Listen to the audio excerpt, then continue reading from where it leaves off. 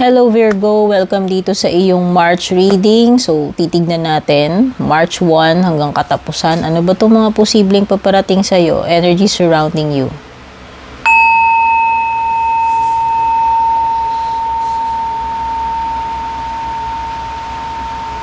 Ayan, Virgo, maraming salamat kung ikaw ay nag-subscribe na sa ating YouTube at kung nag-like and follow ka na rin sa ating FB page. Maraming salamat din, Virgo, kung nag-avail ka na ng personal reading ko. So, para sa mga gusto mag-avail, dumiretso kayo sa aking legit or original Facebook page. Doon po kayo mag-inquire, no? Kung balak ninyong mag-book ng personal reading. Ayan. Shoutout pala sa ating mga YouTube channel members. Ayan. Hindi ko kabisado yung mga names ninyo. Pero thank you sa pag-join, avail ng membership natin sa YouTube.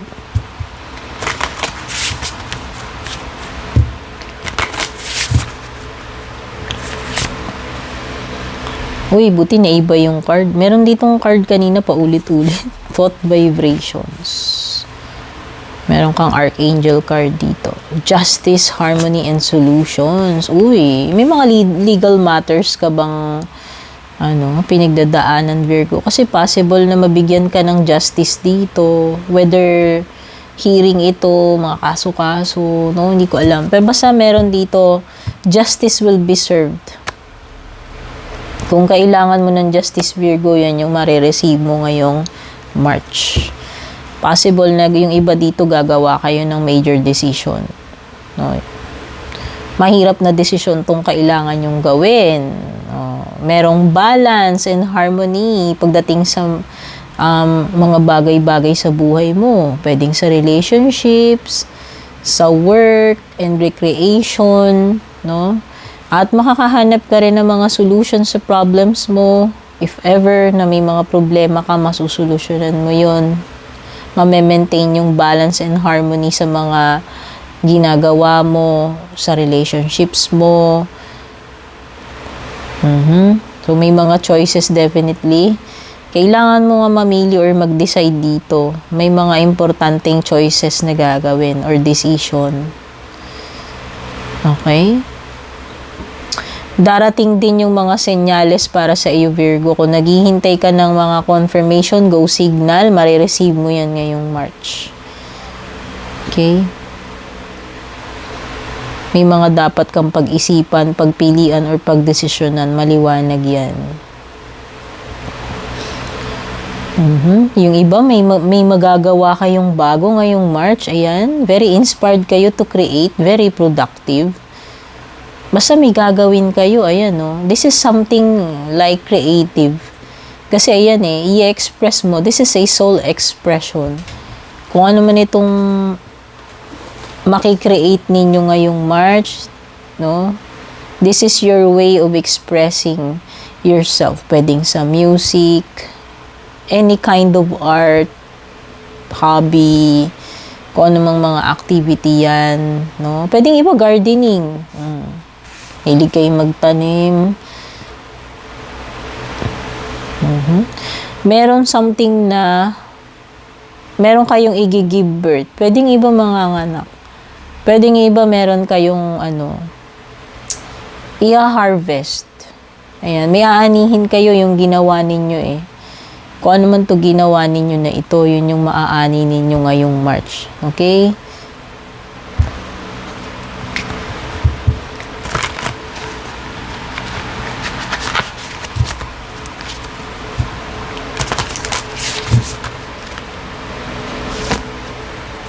A personal issue reaches resolution. Ayan na nga yun.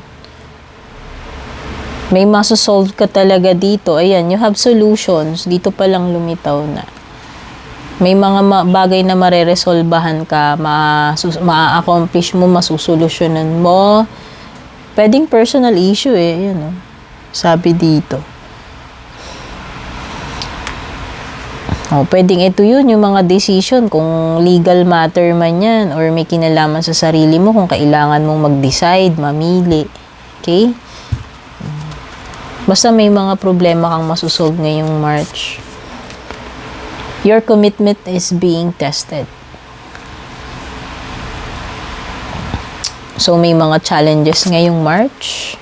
Yung tipong susubukin kung hanggang saan ang commitment mo, ang faith mo, determinasyon mo. Kung ano man itong paparating sa iyo. Ano, Virgo?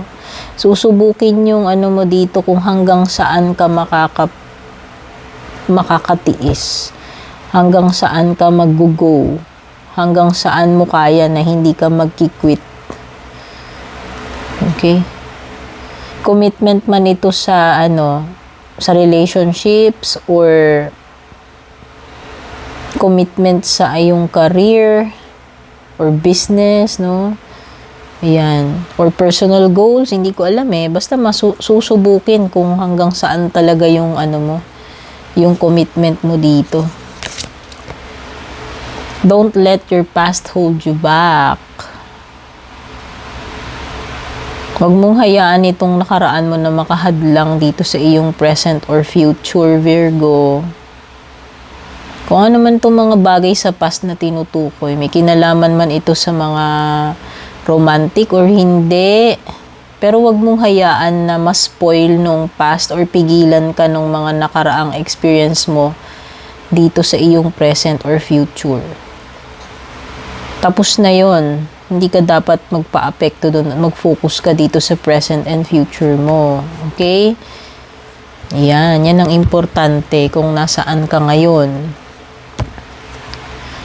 Tignan pa natin yung ibang paparating sa iyo, Virgo.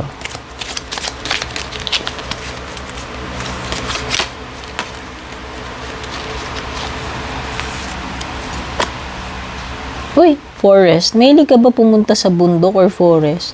Or malapit kayo sa lugar na maraming puno? Meron something dito about kagubatan or mga puno. O baka nga ano ba ito? Yung trabaho mo ba is related sa nature or pagtatanim? Ayan. So, meron ditong may mga puno, nature, gubat, bundok. Possible na dumating ka sa time na mako-confuse ka rin. Kung may mga bagay dito na masusolve ka, masusolusyonan mo, meron din ditong mga bagay na malalabuan ka or malilito ka, no? Ayan, may mga pampagulo rito ng isip. Pero pipilitin mo pa ring i-clear yung isip mo, no? Exciting event pa parating sa iyo ngayong March, Virgo. Hindi ko alam kung ito ay mga may kinalaman sa family, sa jowa or sa ibang bagay. Basta may mga kaganapan magbibigay sa iyo ng kasayahan and excitement. Ay, may dealing sa relationship daw sa isang lalaki. Romantic man ito, family, friendship or hindi, no? Basta may energy ng lalaki dyan. Keep your life in balance. Ngayon na nga andito na nga yung balance yung harmony. Kailangan mo na lang i-maintain. Ma-achieve mo na yung balance, yung harmony. Ngayong March, kailangan mo lang panatilihin. No? Kung ano man itong mga bagay sa sarili mo or sa situation mo na kailangan mong balansihin, hindi kukulangin, hindi susobrahin. Sobrahan. Yan yun. So, pwedeng pagbabalanse ito ng work hard, play hard. Okay? Pwedeng ganun. Uy, meron sinasabi dito kaganapan ng July. So, may importanteng paparating sa July. Tandaan mo yan. Nahugot ko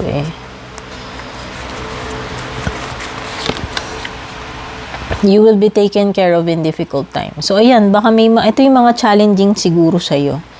Or yung exciting. Hindi ko masabi. Pero, if ever, na makaka-encounter ka ng mahihirap na kalagayan or sitwasyon, mukhang malalagpasan mo naman. Hindi ka basta-basta daw pababayaan dito.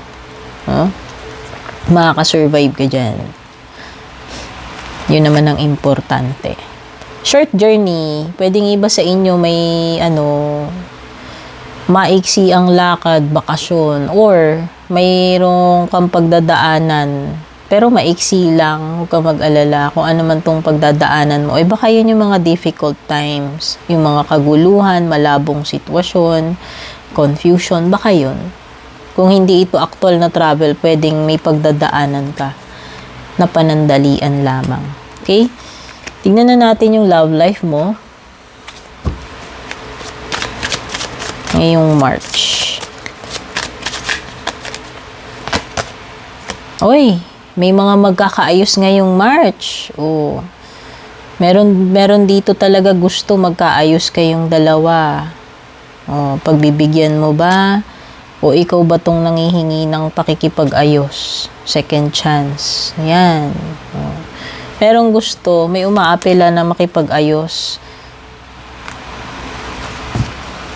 Naku, meron na ditong sawa na ng kakaiwas din kasi to kung sino man ito. Basta meron dito sa inyong gustong makipag-ayos, tas yung isa dito, ayaw niya na rin nung tago ng tago, iwas ng iwas. Napapagod na rin siya. So kung ano man yung mga dapat ninyong ayusin, itong person na to, siguro nga itong March. Kung pagbibigyan mo or kung pagbibigyan ka, Virgo, hindi ko alam kung ikaw ba yung nangihingi ng chance or siya. Pero yun na nga, meron ditong ayaw na ng umiwas-iwas, magtago-tago, magtatakbo, pagod na. At yung isa naman, gusto niya nang ayusin, kung pwede pa. Okay? Tignan na natin closing message mo.